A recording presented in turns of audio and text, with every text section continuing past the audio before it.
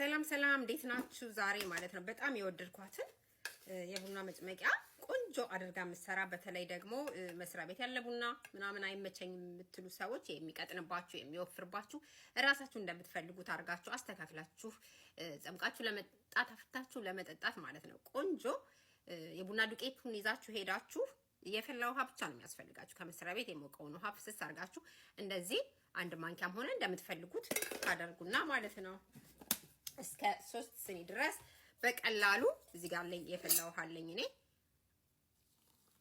እንዴት አድርጌ አይታይም መሰለኝ ይላችሁ እንደዚህ ላድርገው። እንደዚህ አድርጌ አያችሁ ዱቄቱ አሁን ይሄኛው ክዳኑ ነው።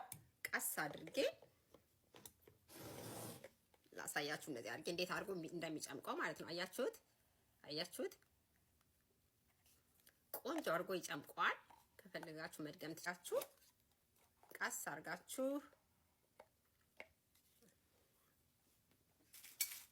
ላሳያችሁ።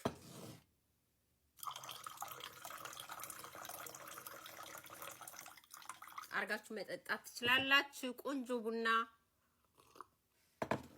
የእውነት በጣም አሪፍ በጣም ቆንጆ።